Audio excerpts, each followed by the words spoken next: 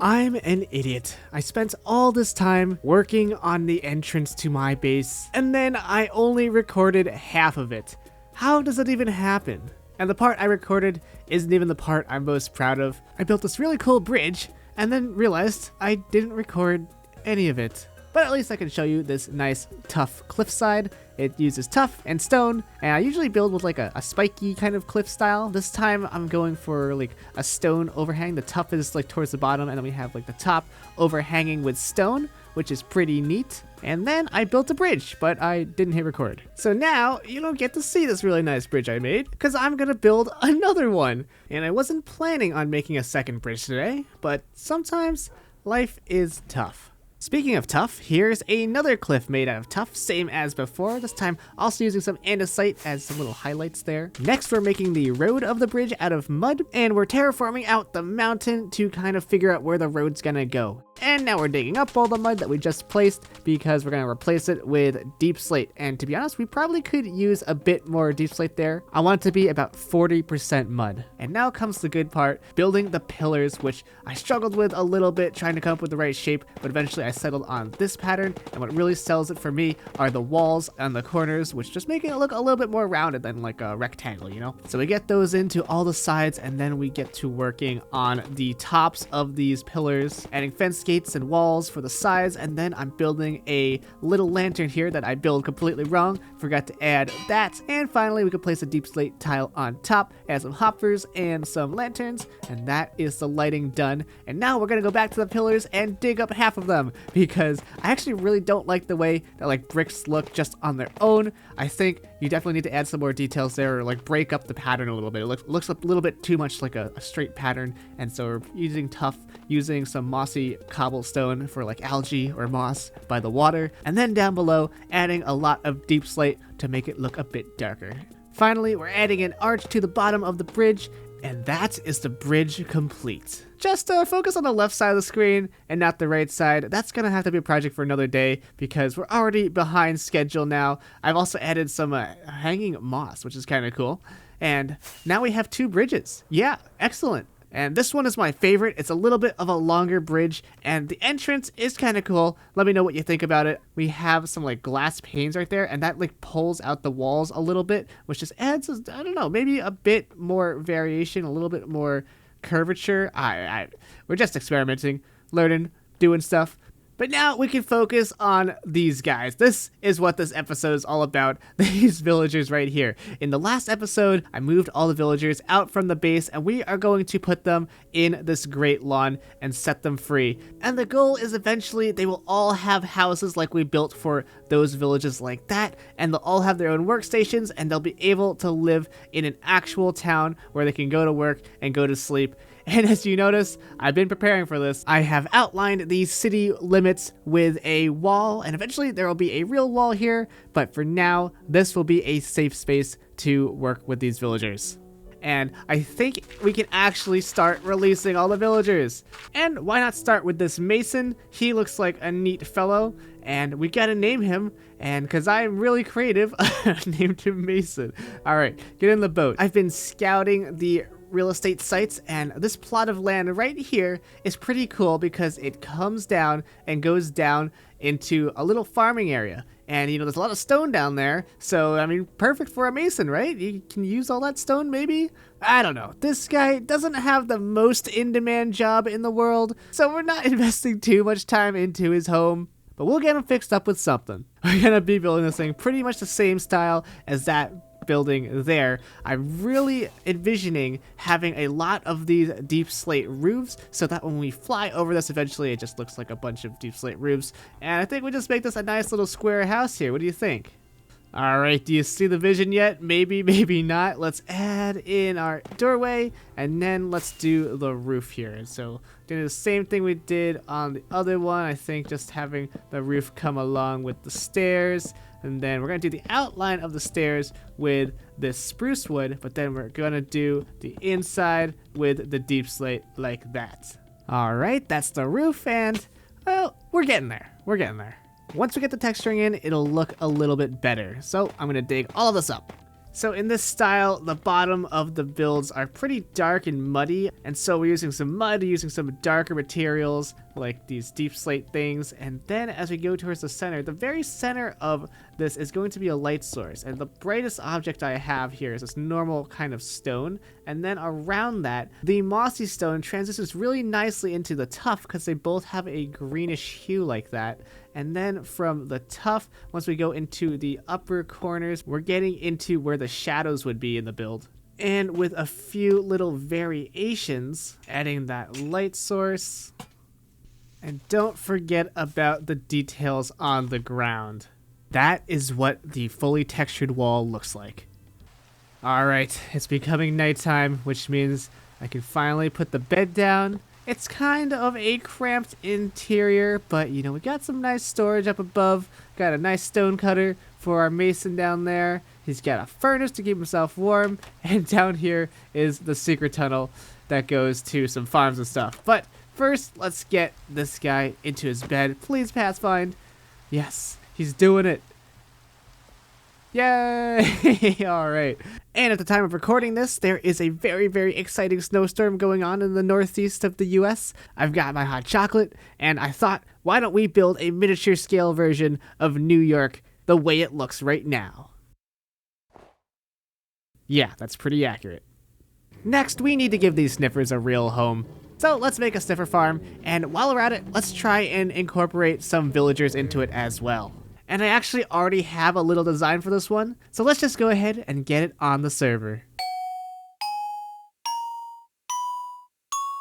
Ta-da! The sniffer hut is done. I think it's a pretty cool hut. Got a nice interior and 4 beds, which means 4 villagers. The color palette was taken a bit from some of B-Dubs' Season 11 Hermitcraft builds. Got the granite-based house, and then over here I use a bunch of the warped plants. I don't know what they're called, but they're blue and saturated just like the sniffers. And that is where these guys are going to live, which means no more annoying minecart going under the ground. Welcome to your new home. Next, we need to figure out how to collect these seeds that the sniffers sniff up.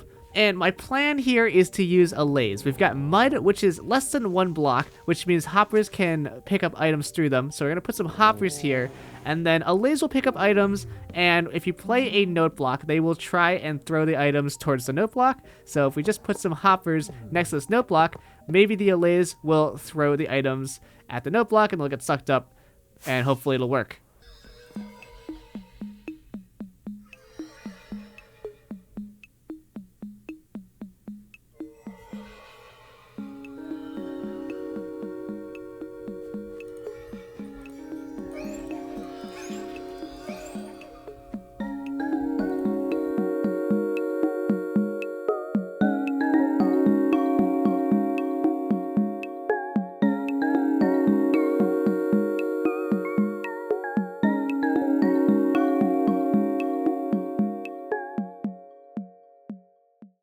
Alright, the sniffer farm is complete. All the sniffer's gotta do is sniff up one of the seeds from the floor. You'll see he does his little animation, and a torch flower seed pops up, and real quickly, the allay picks it up and chucks it into the mud. And as you see, it gets picked up pretty much instantly until it ends up down here in this chest. And wow, they've already produced a lot. Which means we can finally get back to the villagers. And there's gonna be 4. And as you noticed, I have the composters that they're going to be using inside the pennant itself, which means they need a way to get in there. And because they're stupid, they don't know how to use fence gates. Fortunately, because these sniffers are big and fat, we can actually open the trapdoors and they won't be able to get through. I definitely didn't build a large door here and then realize that afterwards and then tear it back down. Alright, the villagers are in, they are working, and they're doing well. And I think this is probably the best we can do in terms of movement and in terms of harnessing the villagers' AI and the mobs' AI to create something that actually feels lived in. Okay, let's take a little break from villagers. My friend Jordan wants to build a blaze rod farm, so let's see if we can accomplish that. Ow! Ow!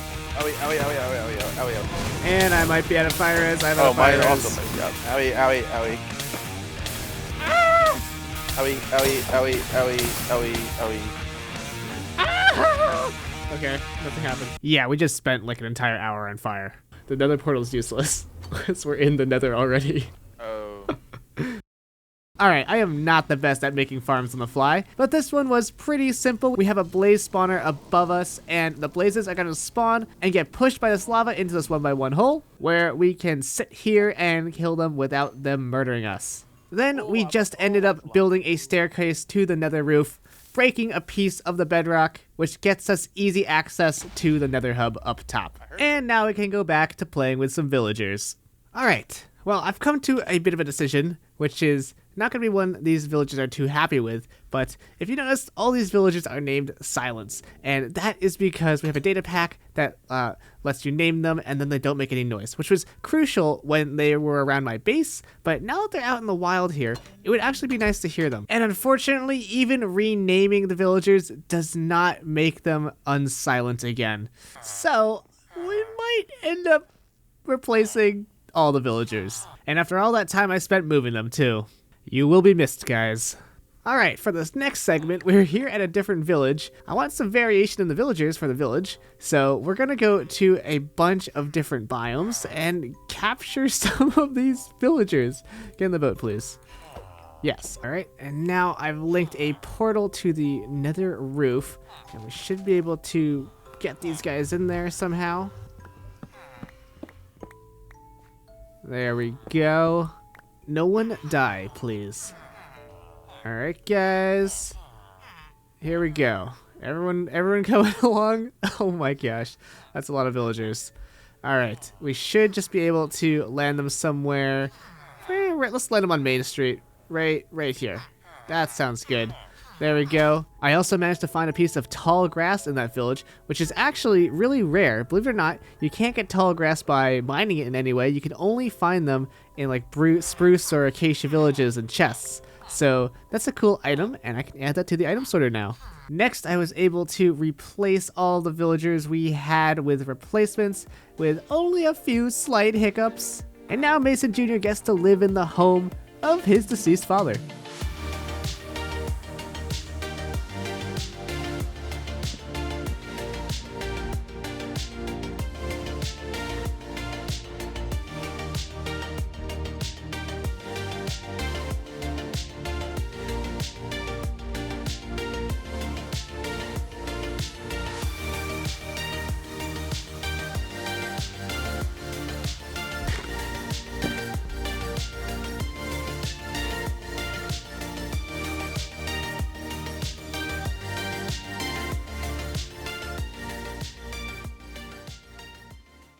And there you have it. We have another building, a barn. This is a nice red barn.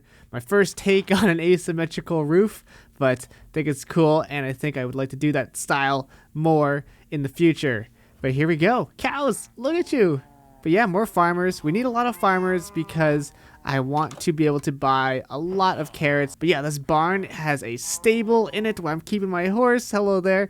And then I've also got cows in here too. We have used some of the acacia villagers as well. I think the little red jumpsuits go well with the mangrove. So I've been trading with all of the villagers, making sure they are all masters in their trades. And they have been working hard at nighttime. They try to go home here, but they're really stupid, so they can't figure out where the door is. I mean, come on, dude. It's a hole. The door's open. Oh my god, these guys piss me off. I tried to do some things with water to get their pathfinding to work better, because they're supposed to avoid blocks that have water in or around them, but, you know, that didn't really work out. These stupid villagers couldn't figure out what they were doing. So I ended up replacing the trapdoors with solid blocks. And more confusing stuff is the farmers have started to make children. I thought they needed an open bed in order to have a child, but apparently they're okay with their children being homeless. Fortunately, I have a great solution for this, and just like that, the problem was solved. Guys, I am so happy with the progress we made today. As you can see, all the villagers are going home at nighttime. They are finally figuring out how to pathfind into their beds. And after having a good night's rest, our villagers get up and socialize for the first half of the day, where they can go outside, talk to each other, trade bread, get stuck on ladders. That was annoying. I had to fix that. And then eventually make their way to work. It doesn't work perfectly, but it's pretty good. And that's it. The episode is over. You've made it all the way through. I hope you've enjoyed seeing the progress we've made today. Next time, we're going to work on figuring out some cool looking automatic potato, carrot, and wheat farms. And we're also going to figure out a way to keep the mobs out by making a better wall than the one we currently have. That's not going to do much, and it also looks kind of ugly. And let me tell you, this project is just getting started. As you see, I've collected a few more villager types. We got the taiga villagers and some ice ones, and I think we should try and collect all of the villager types. I'm not even sure how many there are. That would make such a cool and diverse city, wouldn't it? And with that said, I'm gonna relax on the Great Bridge and fish for more fish so I can catch more cats. Goodbye.